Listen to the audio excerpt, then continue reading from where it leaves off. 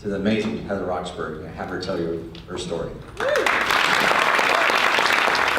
Gosh, now I'm gonna have to really give you guys some good stuff today. I do want to just say thank you, Russ and James, for working on me relentlessly. I love Mel Robbins, and the first time James called me and said, "Would you come speak at the breakfast?" I was like, 5, 4, 3, 2, 1, no. Literally. And then Russ calls me, and I get this, and I see his number. I'm like, not answering that. Get a message from Russ, and I just ignored him. I didn't even call him back.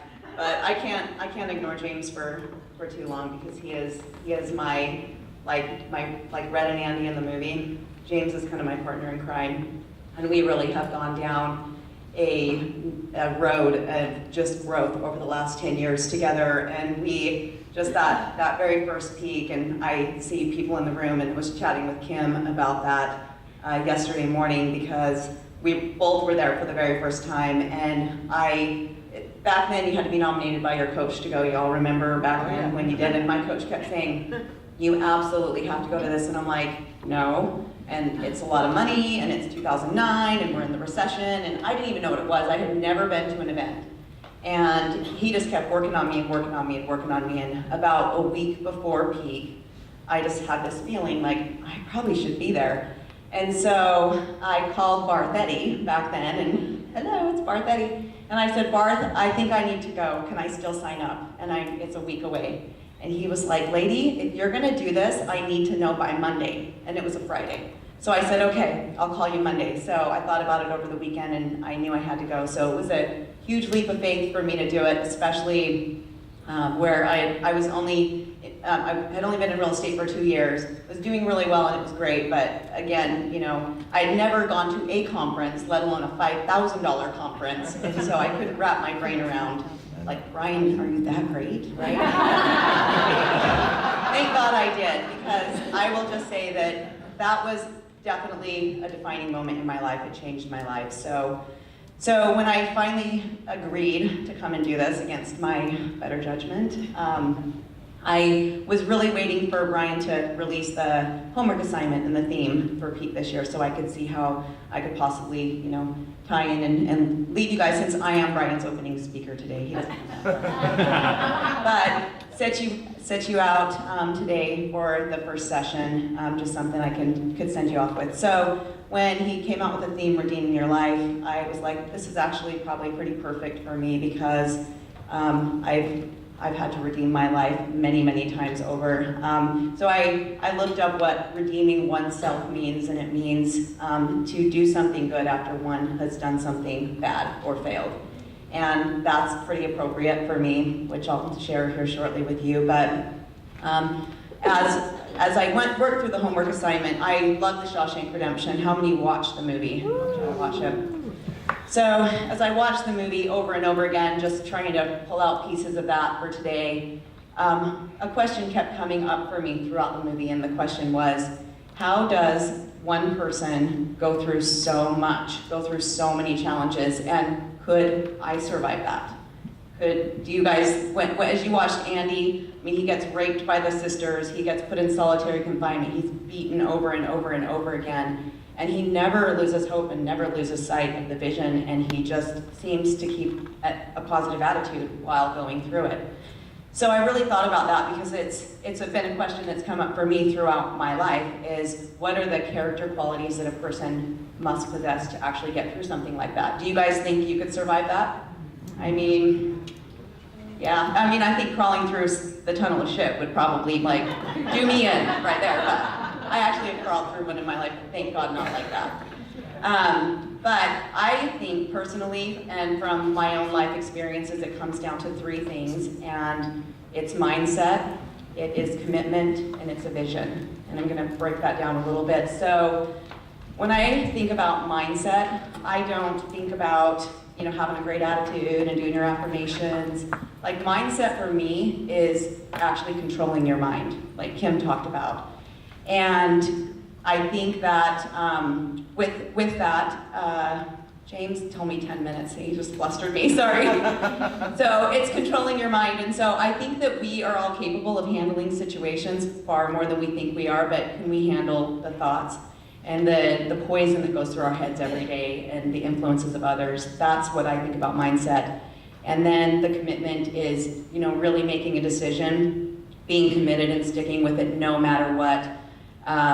You know, and being all in. And then when you have a vision, I think you have to have a vision and you got to know where you're going, because when things get hard, you need your vision to pull you through it. And if you don't have that, I don't think it's possible to endure so many things. And so you know, throughout my life, I have made a lot of really big mistakes. And so I identified with Andy's character in the movie Shawshank. And so I'm just going to share a little bit about why I'm probably qualified to talk to you all about these 3 things, because these are the things that I've used over and over again throughout my life to just get me through rough situations and even build my business. So I grew up in a small town in southern Utah. I'm from Hurricane. Alicia will know where that is, down by Zion National Park, and I was raised in a really poor family. My dad was an alcoholic and he was mean, abusive.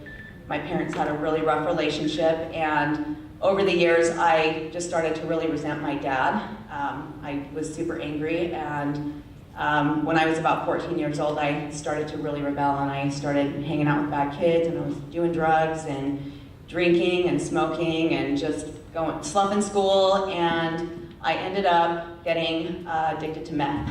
So when I was about 15, and so that drug literally just took over my whole entire life. I don't know if you all know much about meth, but it is it's a horrible drug. You don't do it. So that's the one piece of advice I'll give you: never try it. I really liked it, but I gotta stay away from it.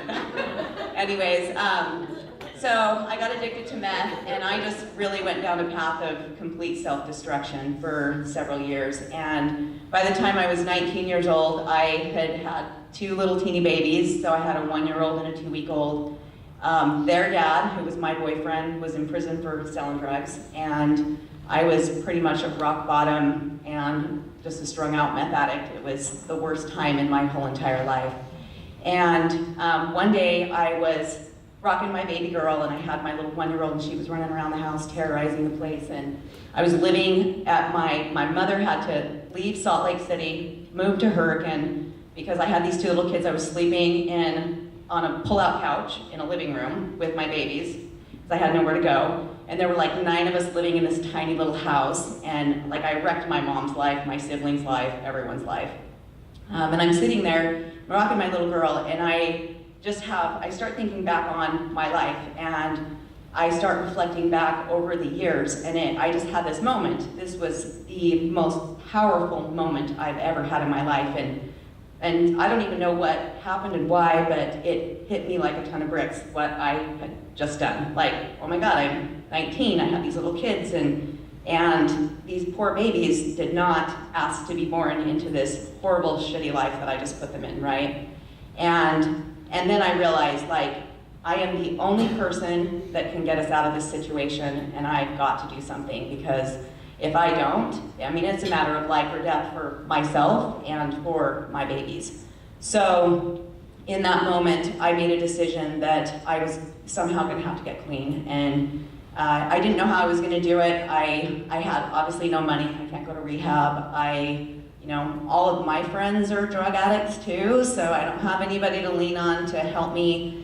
And I set a goal, and I just said, okay, I'm gonna take the next 9 months, the next year of my life, and I'm gonna wean myself off meth a little bit every single day, and I'm gonna chip away with my little rock hammer every day.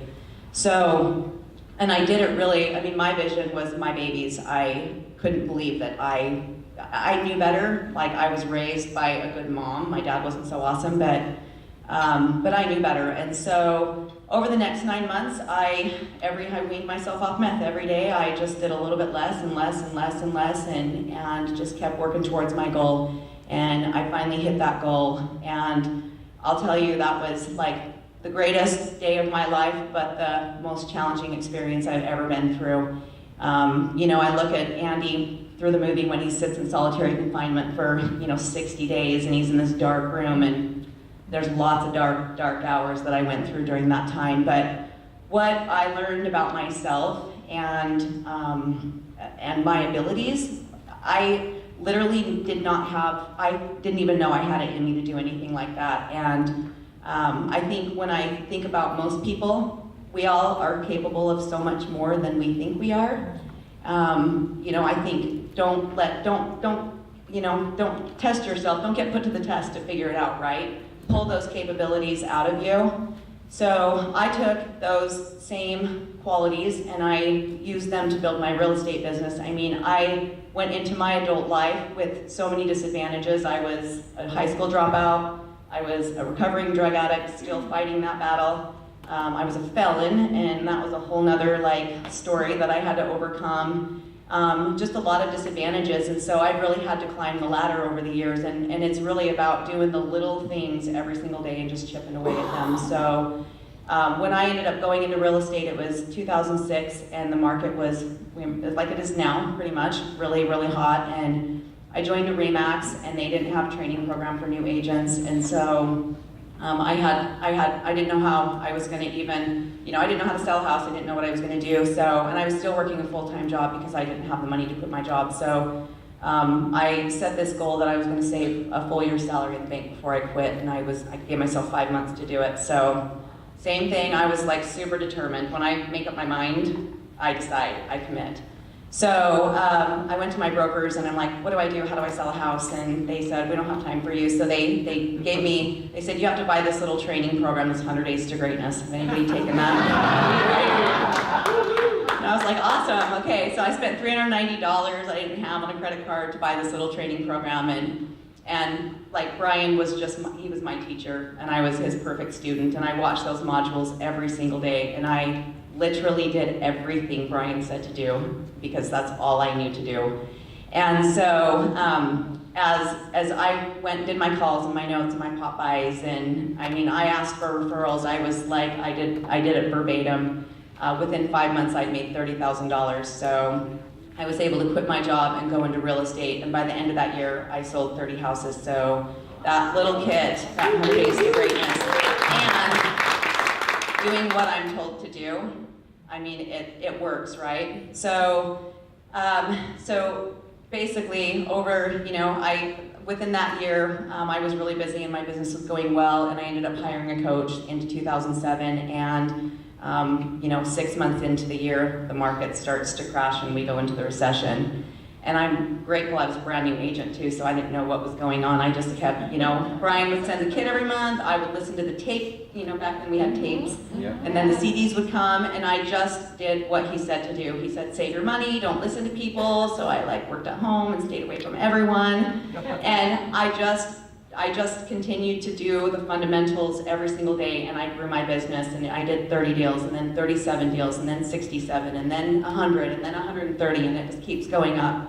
And all of it is because I think I take those 3 character qualities that I think a person needs to go through challenges and to be successful. And I've used those to build my real estate business. I have an amazing coach. We all have coaches here, and I listen to my coach. I do what I'm told, and I don't fight success. And I think that if you do those things, you can achieve a high level of success. And the number one, I think, piece to all of it on top of those 3 items is being consistent with everything. And so when I start something, I am so all in and I don't stop. So I hope that, I would like to actually ask you guys to think as we go into the next couple of days, where in your lives or your businesses have you gotten comfortable and become institutionalized, and where do you need to stretch a little bit? And maybe listen to your coach, or what's one thing that you can commit to that if you chipped away at it a little bit every single day, that you would improve your life by the next 12 months or by the time you come back to peak next year. So that's what I would challenge you to do. So thank you, everyone.